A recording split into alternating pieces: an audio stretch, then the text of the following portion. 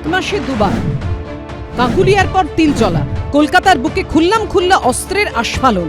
আর এই পরিস্থিতিতে নিজের ওয়ার্ডেই নিরাপত্তা নিয়ে অসহায়তার সুর শোনা গেল খোদ তৃণমূল কাউন্সিলরের গলাতেই। পাকসাকা স্টেশন থেকে পুরো জায়গাটাই যত রকমের নোংরামির আড্ডা। আমি নাজেহাল আছি তো, কিন্তু আমার কিছু করার নেই। অন্যদিকে কলকাতার মেয়র ফিরহাদ হাকিম আবার এ প্রসঙ্গে পুলিশের কোর্টে বল ঠেলেছেন। জলিবোস কেন কন্ট্রোল করবে?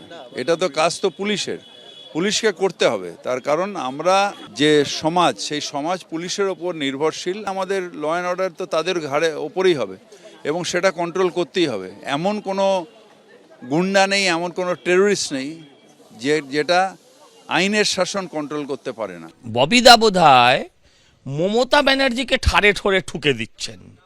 এর আগে বলছিলেন এনাফ ইজ এনাফ, পুলিশ কি করছে, যখন ওই এক কাউন্সিলরের ওপর হামলা হলো।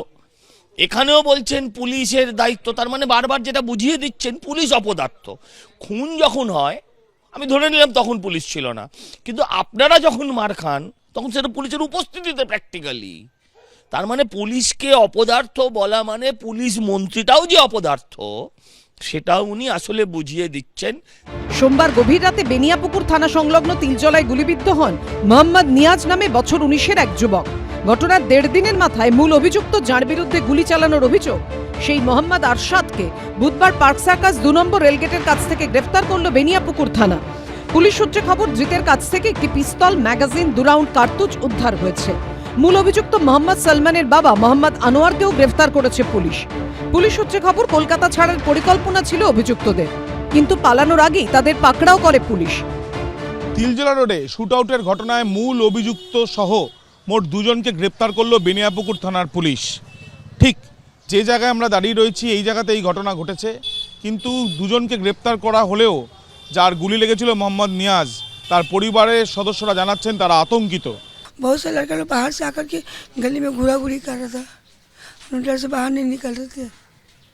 सलमान का कितना लड़का लोग आकर के बाहर में घूरा घूरी कर रहे थे। यहाँ पे हम लोग वहाँ पे खड़ी होकर हम लोग देख रहे, लड़की लोग को बोला कि तुम घर में ढुक जाओ। हो सकता है कि घर में कुछ लाया चला के मार देगा, वो लोग कुछ भी कर सकता है। নিজের ওয়ার্ডে শুটআউট, আইন শৃঙ্খলা পরিস্থিতি নিয়ে নিজেই ক্ষোভ উগরে দিচ্ছেন স্থানীয় তৃণমূল কাউন্সিলর। স্টেশন থেকে শুরু করে পুরো রেল লাইনটাই এখানে সবসময় ওদের রাত চলে, কোনো কমপ্লেন আসে না, কেউ জানায় না। এদের সঙ্গে আমার কোনো সম্পর্কও নেই, আর এরা কি কোন পার্টি করে আমি তাও জানি না। এই যে সালমান, এদের চিনি না আমি। সবাই সবকিছু জানে, কোন পার্টি করে মানে কি, আবার তৃণমূল করে, তৃণমূলের ওপর তৃণমূলই গুলি চালায়, তৃণমূলই আবার তাদেরকে আশ্রয় দেয়। কি আবার না জানার কি আছে? এই পশ্চিমবঙ্গে গত 15 বছর ধরে যাবতীয় অশান্তি, যাবতীয় খুন, ধর্ষণ, রাহাজানি, গুন্ডামি, তোলাবাজি সবকিছুর পেছনে তৃণমূল কংগ্রেস। সমস্ত অপরাধের রাস্তা গিয়ে তৃণমূলের দরজায় শেষ হয়, এটা সবাই জানে। এর আগে আনন্দপুরের কাছে গুলশান কলোনিতে প্রকাশ্যে আগ্নেয়াস্ত্র নিয়ে আস্ফালন করতে দেখা গেছে দুষ্কৃতীদের। খাস কলকাতার বুকে বাড়ির সামনে তৃণমূল কাউন্সিলর সুশান্ত ঘোষকে খুনের চেষ্টা হয়েছিল, কিন্তু শেষ মুহূর্তে গুলি না চলায় প্রাণে বেঁচে যান তিনি। আবির দত্ত ও শিবাশিস মৌলিকের রিপোর্ট, এবিপি আনন্দ, কলকাতা। এবিপি আনন্দ, এগিয়ে থাকে, এগিয়ে রাখে।